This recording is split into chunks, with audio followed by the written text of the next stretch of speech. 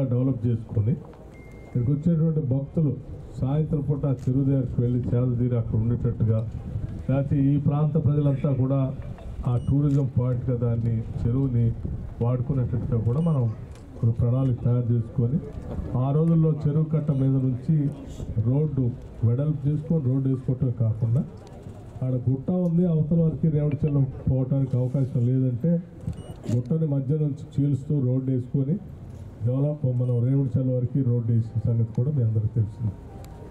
దానివల్ల జవలాపురంకి రాకపోకలు కూడా పెరిగాయి బాగా. అయితే అనుకున్నంత స్థాయిలో మనం ఆ చెరువుని టూరిజం ప్రాజెక్టుగా డెవలప్ చేసుకోలేకపోయాం. దానికి కారణం గత 10 సంవత్సరాలు మనం అధికారంలో లేకపోబట్టి అనుకున్నట్టుగా డిజైన్ చేసినట్టుగా ఇంప్లిమెంట్ కాకపోవటం వల్ల అది ఆ రోజులోనే 2013-14లో శాంక్షన్ అయితే కూడా 12-13 అనుకుంటా శాంక్షన్ అయితే కూడా పూర్తి స్థాయిలో దాన్ని వినియోగించి నిధుల వినియోగానికి సంబంధించిన సర్టిఫికేట్ 10 సంవత్సరాలు ఇవ్వకపోవటం వల్ల అలాగే పెండింగ్ పడిపోయింది. తిరిగి మళ్ళీ ఇందిరమ్మ రాజ్యం ప్రజాప్రభుత్వం రాగానే వెంటనే దీని మీద దృష్టి సారించి ఆ చెరువు పక్కన ఉండాల్సిన కాటేజెస్ గురించి టూరిజం శాఖ వాళ్ళు చెప్పి దాని అభివృద్ధి కోసం కూడా ప్రణాళిక తయారు చేయించాం. అట్లాగే ఫారెస్ట్ శాఖలో ఎకో టూరిజంని తీసుకొని పోవాలని చెప్పి రాష్ట్ర ప్రభుత్వం తరఫు నుంచి మొదటిసారి బడ్జెట్ రివ్యూ చేసేటప్పుడు దీనిపైన ఫారెస్ట్ అధికారులు టూరిజం అధికారులు అందరితో కలిసి రివ్యూ చేసి అప్పుడే కొన్ని ప్రత్యేకమైనటువంటి ఆదేశాలు ఇవ్వడం జరిగింది. ఎకో టూరిజం అంటే ఫారెస్ట్లో ఉన్నటువంటి వ్యవస్థని మనం ఎవరు డిస్టర్బ్ చేయకుండా, అంటే మనందరికి తెలిసిందే అడవులు మన అందరి ప్రాణాలు రక్షిస్తూ ఉన్నాయి. అడవుల ధ్వంసం అంటే మనం ధ్వంసం చేసుకుంటామే. అలా ధ్వంసం కాకుండా అడవిని ఆస్వాదిస్తూ మనందరం బతకాలి.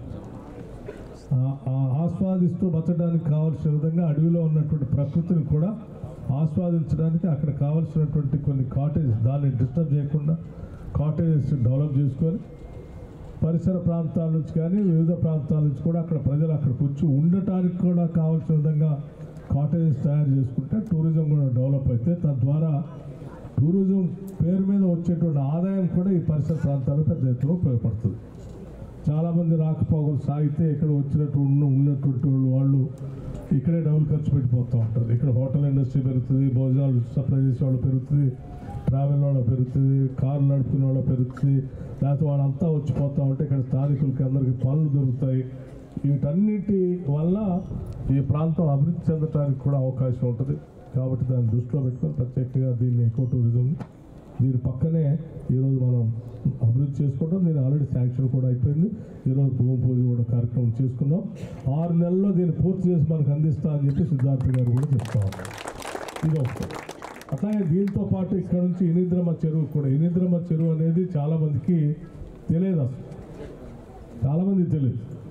సో అది ముచ్చడిపాలెం పోయేటువంటి గ్రామంలో ఆ రోడ్ పక్క నుంచి లెఫ్ట్కి లోపల పోతే నడుచుకుంటూ పోతే ఆ కొండల మధ్యలో ఉన్నటువంటి చెరువు దాదాపు చాలామంది చూసి ఉండకపోవచ్చు. సో ఆ చెరువుని నేను కొన్ని సంవత్సరాల క్రితం చూసి ఇది చాలా బాగుంది, ప్రకృతి పరంగా దీన్ని బాగా అభివృద్ధి చేయొచ్చు అనేటువంటి ఆలోచనతో దాన్ని కూడా టూరిజం పాయింట్గా డెవలప్ చేయడానికి, అంటే చుట్టుపక్కలంతా అడవి ఉంది, గుట్టలు ఉన్నాయి, గుట్టల మధ్యలో చెరువు ఉంది. ఆ చెరువుకి లింక్ చేస్తూ నాగర్ కాలం నీళ్ళను కూడా అందులో తీసుకొచ్చి కలిపేస్తే ఎప్పుడు చెరువులో నీళ్లు ఉండేటట్టుగా దాంట్లోంచి కింద ప్రాంతాలకు కూడా నీళ్లు రావడానికి కావాల్సిన విధంగా ఏర్పాటు కూడా చేయడం జరిగింది. సో దాన్ని అక్కడ కూడా కాటేజ్ పిల్లలు కుటుంబ సభ్యులతో వస్తే పిల్లలు ఆడుకోవడానికి కావాల్సిన పార్కులు, అట్లాగే ఆ నైట్ స్టే చేయడానికి కావాల్సిన కాటేజెస్ కూడా కొన్ని ఆడ ఏర్పాటు చేసి చుట్టూ అక్కడ స్టే చేసేటువంటి వాళ్ళ సెక్యూరిటీ ప్రాబ్లం లేకుండా కూడా కావాల్సిన ఏర్పాట్లు కూడా చేయడం జరిగింది. ఇది ఇంటర్నెట్లో పెడితే ఇక్కడ ఇది ఉందని, ఇనిద్రమ్మ చెరువు దగ్గర కాటేజెస్ ఉన్నాయని, ఆ కాటేజెస్ అన్ని చెరువుకి వెళ్ళి చూస్తా ఉన్నాయని, చుట్టూ అడవి ఉందని మనం నెట్లో డిస్ప్లే చేస్తే కేవలం ఖమ్మం జిల్లా వాళ్ళు కాదు, ఇంటర్నెట్ చూసుకున్నాడు ప్రతివాడు ఆన్లైన్ బుక్ తీసుకొని వచ్చి ఇక్కడ 2-3 రోజులు ఉండిపోవడం అని చెప్పి ప్రశాంతంగా వచ్చి ఇక్కడికి వచ్చి ఉండిపోయేటువంటి పరిస్థితి ఉంటుంది. సో నేను మనందరికి చెప్పేది ఏంటంటే ఇది ఈ ఇనిద్రమ్మ చెరువు, జవలాపురం చెరువు, ఈ 2 చెరువులతో పాటు ఆడ పెద్ద చెరువు కూడా ఉంది, పేట చెరువు. ఆ పేట చెరువు సింహాద్రి అప్పన్న మనం డ్రింకింగ్ వాటర్ స్కీమ్ పెట్టుకున్నాం అక్కడ.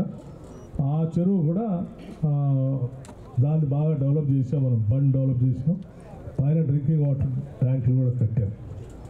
ఆ రోజుల్లోనే డ్రింకింగ్ వాటర్ స్కీమ్ చేసేటప్పుడే నాకు ఆలోచన ఉండి ఆ స్కీమ్ సరిపోయే స్థలం కంటే ఇంకో 5 ఎకరాలు ఎక్కువ కొని దానికోసం రిజర్వ్ చేసి పెట్టాను. అది కూడా గుట్టమైనది. ఇవాళ 5 ఎకరాలు అక్కడ మనం పార్క్ డెవలప్ చేసుకోవడానికి, టూరిజం ప్రాజెక్ట్ డెవలప్ చేసుకోవడానికి ఉపయోగపడతా ఉంది.